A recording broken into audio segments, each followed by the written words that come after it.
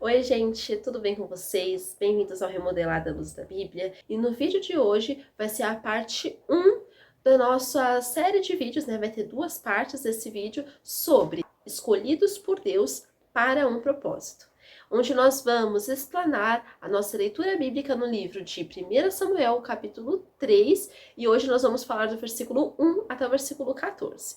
Mas antes, vamos começar?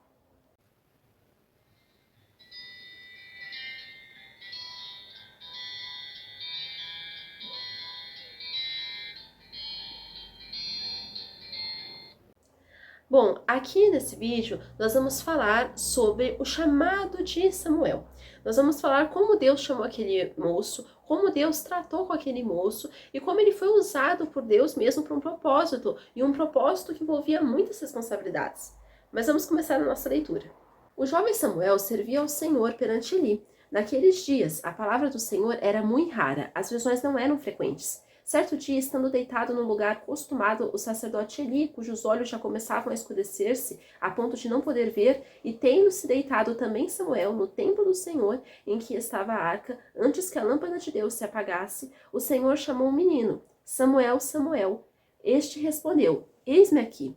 Correu a Eli e disse: Eis-me aqui, pois tu me chamaste. Mas ele disse: Não te chamei, torna a deitar-te. Ele se foi e se deitou. Tornou o Senhor a chamar: Samuel. Este se levantou e foi a Eli e disse: Eis-me aqui, pois tu me chamaste. Mas ele disse: Não te chamei, meu filho, torna a deitar-te. Porém Samuel ainda não conhecia o Senhor, e ainda não lhe tinha sido manifestada a palavra do Senhor. O Senhor, pois, tornou a chamar a Samuel terceira vez, e ele se levantou e foi a Eli e disse: Eis-me aqui, pois tu me chamaste. Então entendeu Eli que era o Senhor quem chamava o jovem. Por isso Eli disse a Samuel: Vai deitar-te. Se alguém te chamar, dirás: Fala, Senhor, porque o teu servo ouve. E foi Samuel para o seu lugar e se deitou.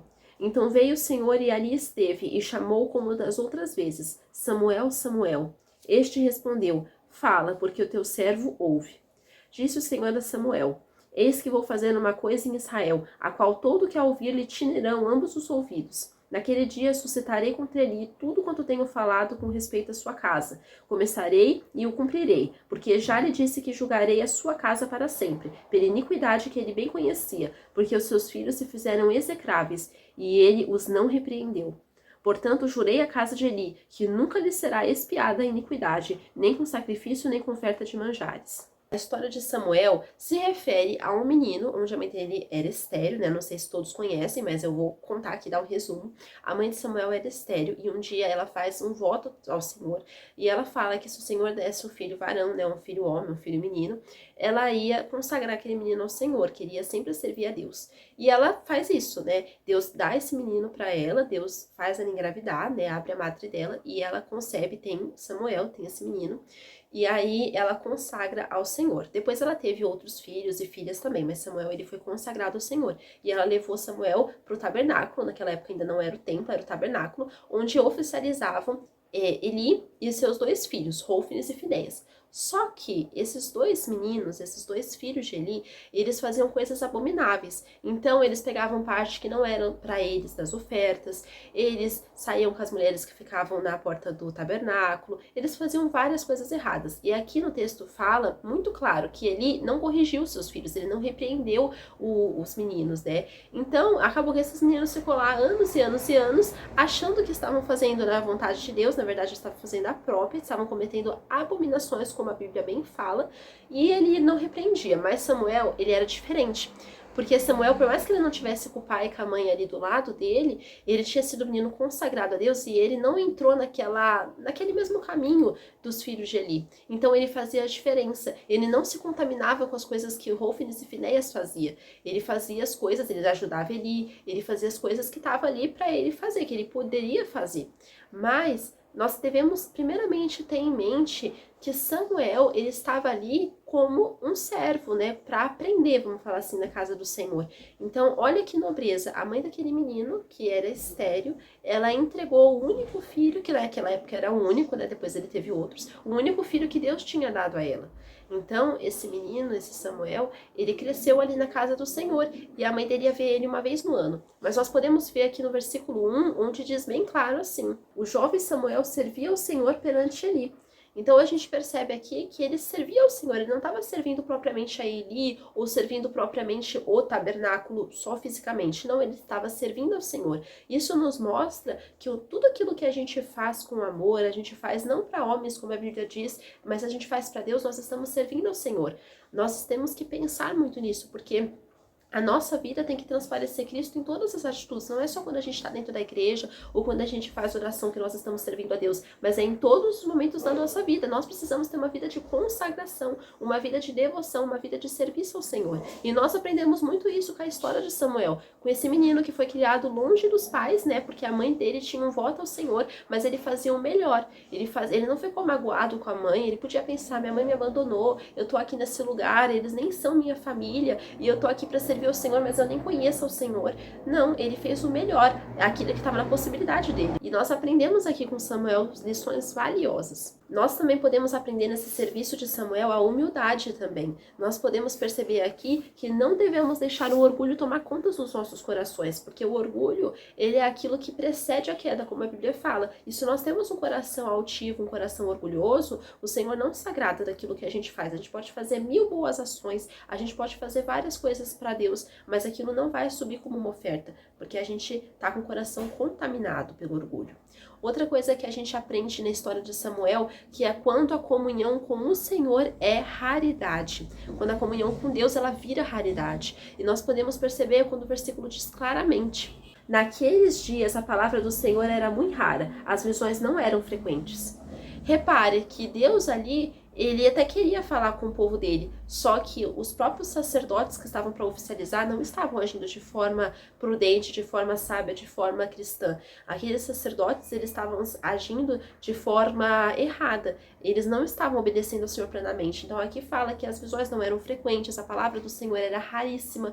Então nós podemos perceber hoje quem são os verdadeiros filhos de Deus que estão servindo a Ele? Quem são os verdadeiros filhos de Deus que têm ali lutado para ter uma comunhão com Ele sem se macular? Mesmo Eli e seus filhos sendo sacerdotes, eles não tinham comunhão com Deus. Eles faziam as obrigações do tabernáculo, aquilo que estava proposto na lei, mas eles não tinham comunhão com o Senhor. Eles não viviam uma vida consagrada ao Senhor. Precisamos cultivar um verdadeiro relacionamento com Cristo e não sermos apenas religiosos. Porque muitas pessoas vão chegar naquele grande dia, no dia do juízo, e vão falar para Deus, né? Vão falar para Jesus: eu profetizei, eu curei. Repare que o eu vai estar na frente, né? Repare que eles vão falar: eu profetizei, eu curei, eu expulsei demônios, eu fiz isso, eu fiz aquilo. E Jesus vai falar: não, afasta de mim, vós que praticais a iniquidade. Aquelas pessoas, elas estavam dentro das igrejas. Aquelas pessoas, elas até podiam fazer coisas que, vamos falar assim, na obra de Deus. Mas até que ponto que essas pessoas tinham uma vida consagrada a Ele?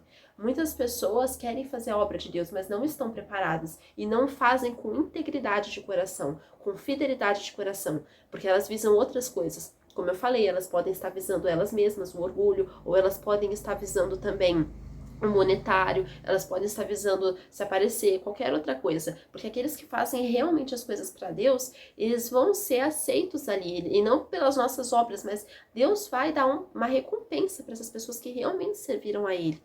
Então, repare aqui que a casa do Senhor aqui, o tabernáculo naquele tempo, existiam pessoas ali que serviam a Deus, mas repare que a comunhão era muito rara. As visões não eram frequentes, a palavra do Senhor era raríssima. Por quê? Porque se aquelas pessoas tivessem vivido uma vida realmente de consagração, a palavra do Senhor ia sempre ser ali um pão fresco, um maná fresco, que ia brotar, ia jorrar nos corações, ia ser derramado sobre a vida daquela nação.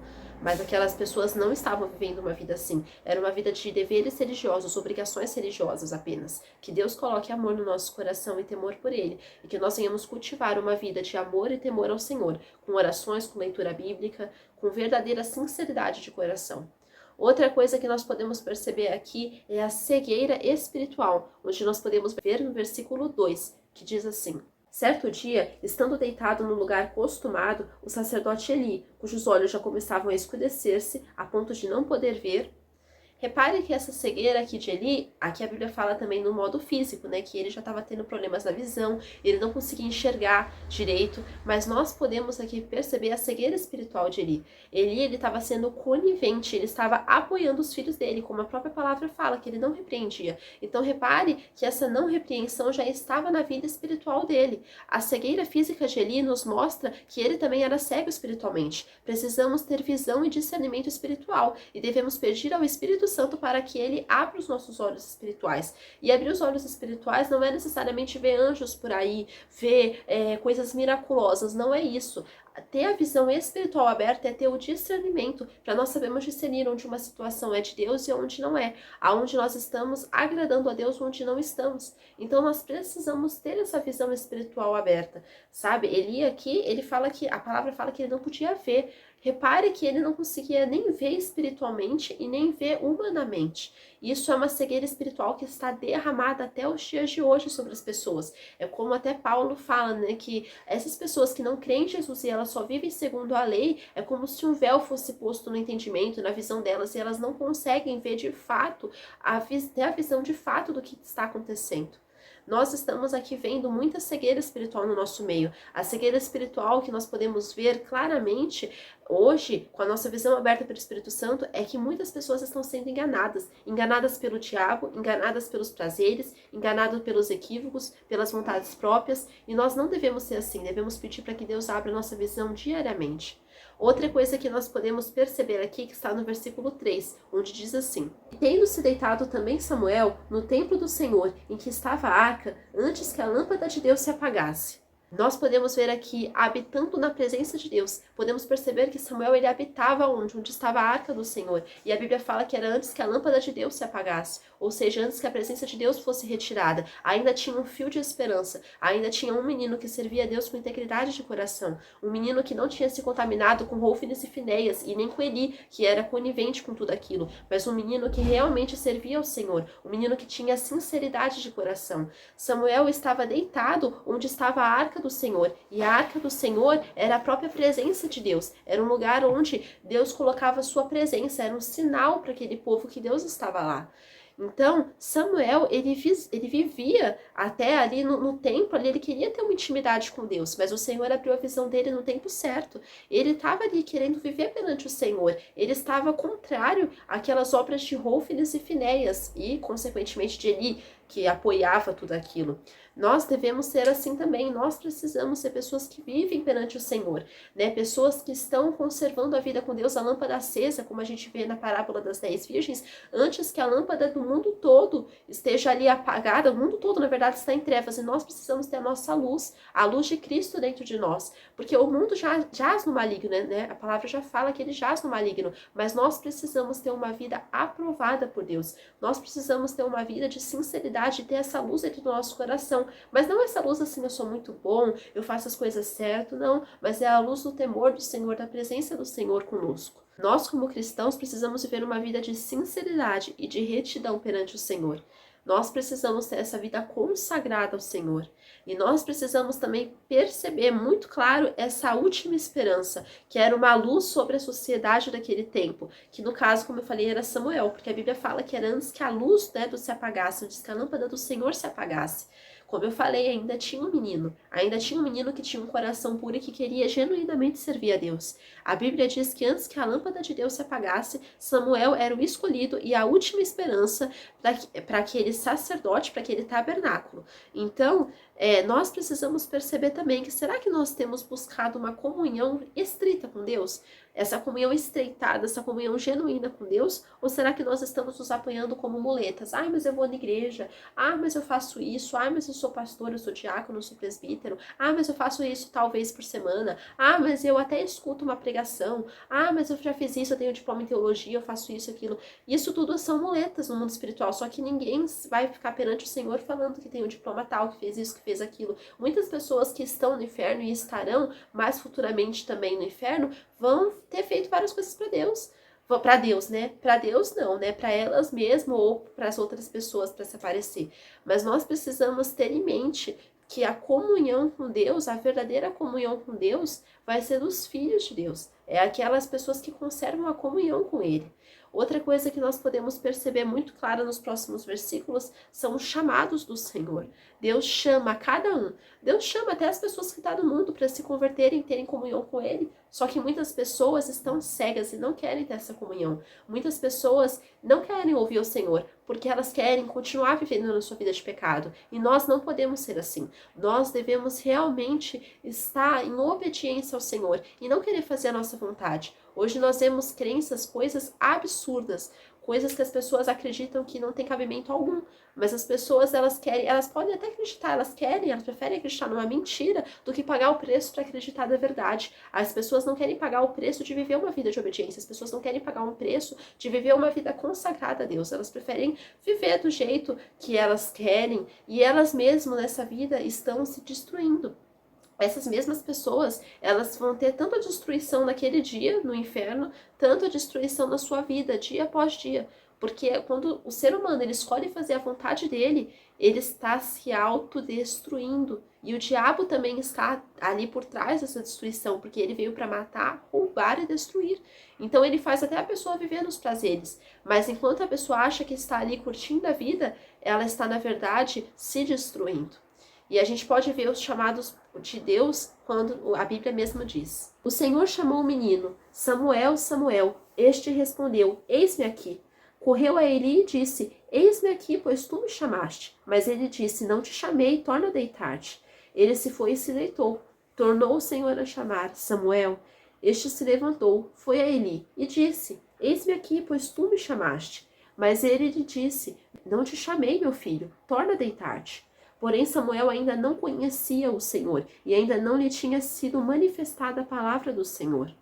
O Senhor, pois, tornou a chamar a Samuel terceira vez, e ele se levantou e foi a Eli e disse: Eis-me aqui, pois tu me chamaste. E então entendeu Eli que era o Senhor quem chamava o jovem. Por isso Eli disse a Samuel: Vai deitar-te. Se alguém te chamar, dirás: Fala, Senhor, porque o teu servo ouve. E foi Samuel para o seu lugar e se deitou. Então veio o Senhor e ali esteve, e chamou como das outras vezes: Samuel, Samuel. Este respondeu: Fala, porque o teu servo ouve. Nós podemos perceber aqui que Deus chamou a Samuel 3 vezes. 3 vezes. Quantas vezes Deus está chamando as pessoas para se converterem dos seus maus caminhos? Quantas vezes as pessoas têm estado com o coração aberto para ouvir a Deus? Quantas vezes o Senhor tem estendido a sua benignidade para com as pessoas, a sua bondade, a sua graça? E quantas vezes as pessoas têm dado ouvidos à sua voz? A voz do Senhor. As pessoas muitas vezes têm um coração ensurdecido, um coração surdo para com as coisas de Deus.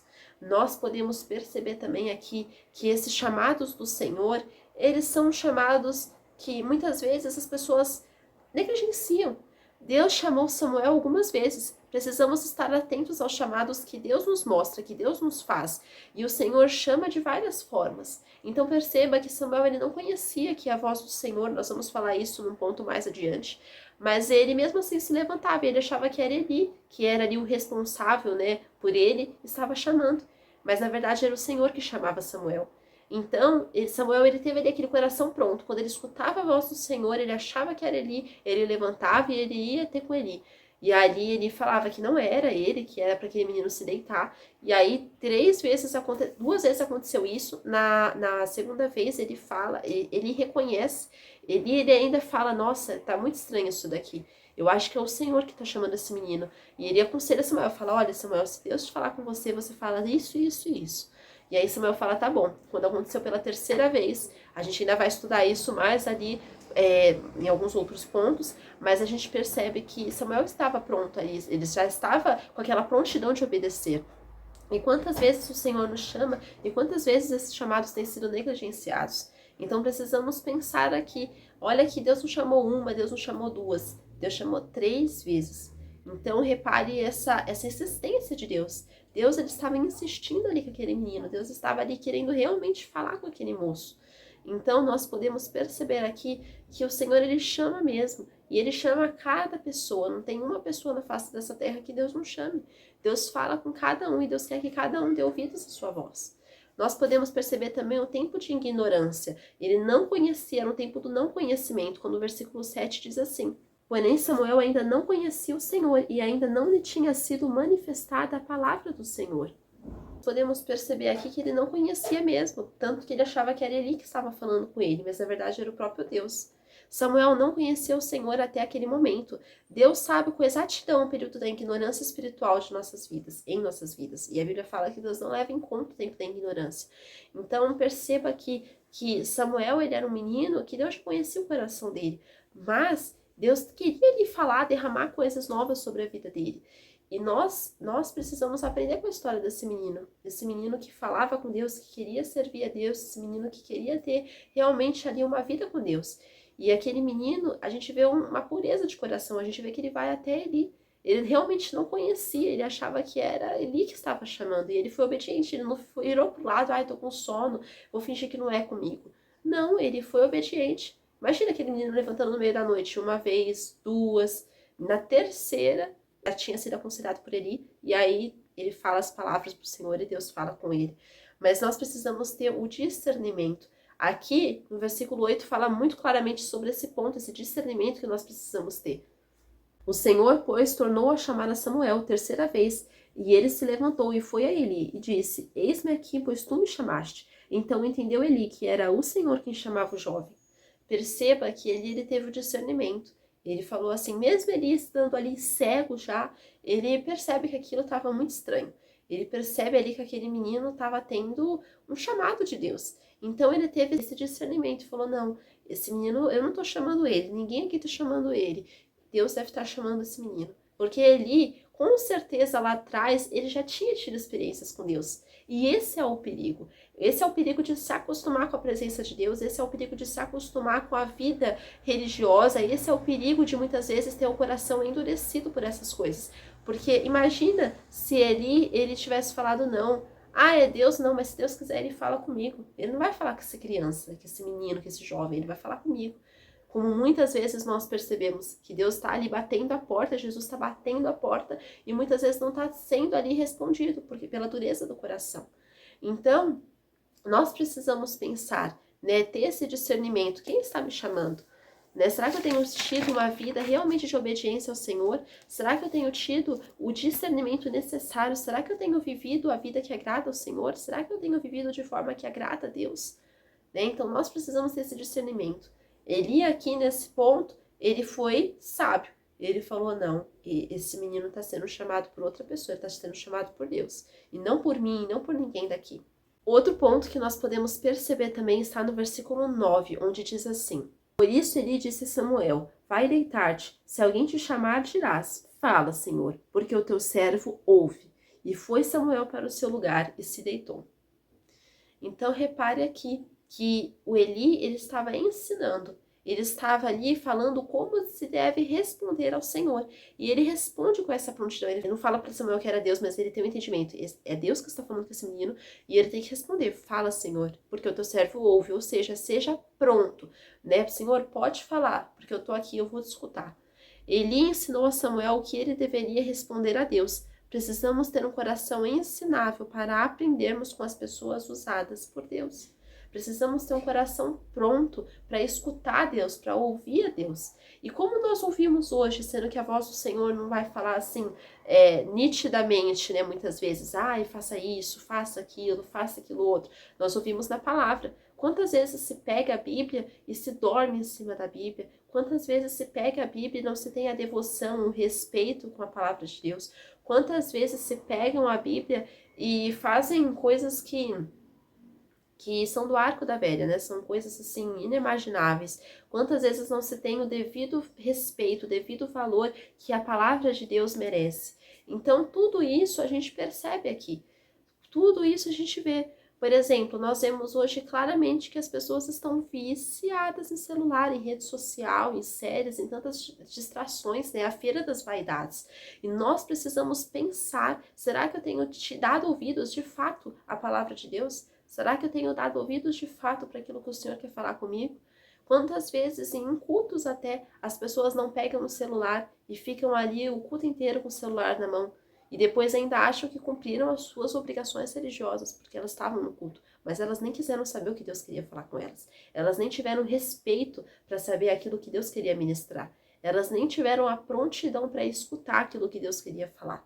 Elas nem quiseram examinar as escrituras para saber se aquilo realmente procede de Deus. Então repare que esse ensino, ele estava bem vivo ali nessa história aqui, por exemplo, de Samuel, né, que nós podemos perceber aqui, que ele estava falando, aconselhando aquele menino, aconselhando aquele jovem, olha, faça isso, isso, isso, fale isso, isso, isso para Deus. Outra coisa que nós podemos perceber está no versículo 10, um ponto muito interessante, onde diz assim: então veio o Senhor e ali esteve, e chamou como das outras vezes, Samuel, Samuel. Este respondeu, fala, porque o teu servo ouve. Então nós podemos aqui perceber que o Senhor esteve ali naquele lugar, a presença do Senhor estava ali. A Bíblia diz que o Senhor esteve naquele lugar, então a presença de Deus estava ali, onde Samuel estava dormindo. Deus está conosco e Ele não nos abandona, Ele cuida de nós. E é onde muitas vezes nós nem imaginamos, a gente fala, não, mas Deus vai estar aqui quando eu estou aqui estudando, Deus vai estar aqui quando eu estou trabalhando, Deus vai estar aqui quando eu estou na aula, quando eu estou lendo um livro, Deus vai estar. Deus está, Deus é Emmanuel, Jesus é Emmanuel e Ele está conosco em todas as circunstâncias. Mas Ele não quer que nós desagrademos, apaguemos o Espírito, ou seja, nós não podemos negligenciar, nós não podemos desobedecer a Deus e ainda achar que Ele está conosco, porque aí sim é um equívoco. Nós devemos pensar, olha só, a presença do Senhor está conosco, eu tenho que ter respeito, eu tenho que ter devoção. Quando a arca do Senhor era carregada, era uma hora de respeito, eram os sacerdotes ali, eles tinham que estar paramentados, né? E eles tinham que estar ali em santidade quando eles se apresentavam a Deus ou quando a arca estava ali no meio do povo. Não podia ter ali qualquer sombra de pecado, porque senão Deus fulminava. A gente vê isso, exemplos disso na Bíblia. Então nós precisamos ter esse respeito com a presença do Senhor, que está conosco todos os dias. Então, a gente vê aqui esse exemplo, né, que o Senhor esteve ali, como a gente não vê isso das outras vezes, né, quando Deus chama a primeira e a segunda vez, não está falando que a presença do Senhor estava ali, está falando somente que o Senhor chamou, mas aqui dessa última vez, dessa terceira vez, fala que o Senhor esteve ali naquele lugar. E a gente percebe aqui o chamado, né, Deus fala bem claramente aqui, Samuel, Samuel, este respondeu, fala, porque o teu servo ouve.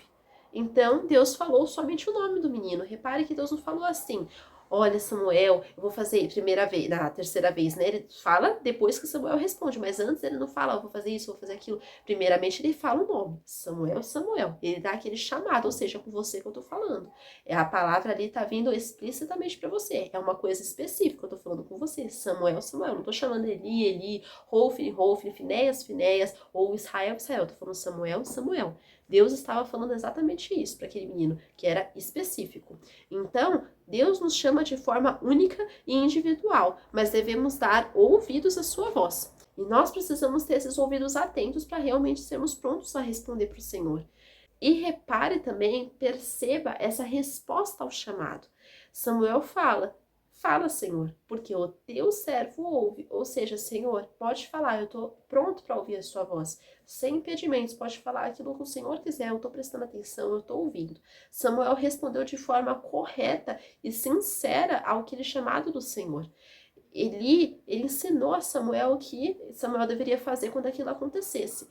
Mas Samuel, ele obedeceu também. Ele obedeceu, ele queria saber também aquilo, porque ele estava sendo chamado e por que ele estava sendo chamado.